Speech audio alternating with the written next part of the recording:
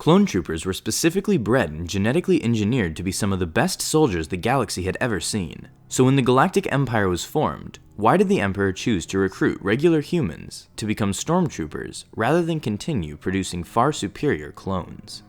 In canon, the Empire decided to discharge the remaining clones in favor of regular humans for numerous reasons. One of the biggest reasons was that an entire army of identical genetic makeup made them very vulnerable to biological weapons, meaning that an enemy could produce a biochemical weapon that only targeted clones, which would have allowed them to use such weapons in densely populated cities without having any civilian casualties.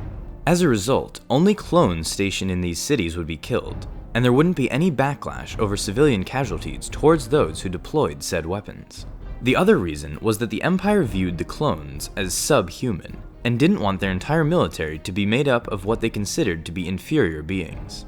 And the last reason was that producing clones was extremely expensive, so much so that it alone almost bankrupted the Galactic Republic during the Clone Wars. Entire debates erupted over the additional purchase of just 5 million clone troopers, and it was calculated that such a purchase would have left the Republic in debt for many years.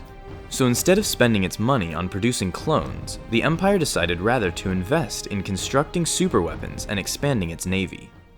In Legends, clones were actually still used in the Imperial military for the first few years of its existence. It wouldn't be until 7 years after the Empire's formation that it started to drastically move away from clones and to start recruiting regular humans. Such a decision was motivated by the Kamino Uprising, which saw treacherous Kamino clone masters produce their own secret clone army to rebel against the Imperial forces stationed on Kamino. Although this uprising was crushed with ease, it did result in Palpatine being concerned over how easily clone templates could be corrupted and used against him.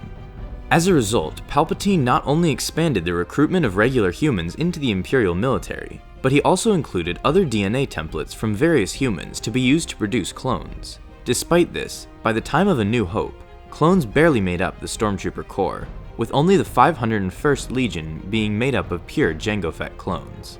Other reasons for the Empire reducing its dependence on clones was how expensive and long it took to create them.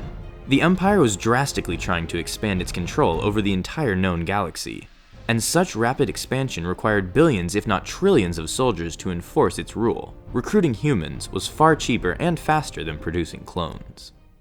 Thanks for watching this video. Be sure to subscribe for more videos like this one. And as always, may the Force be with you.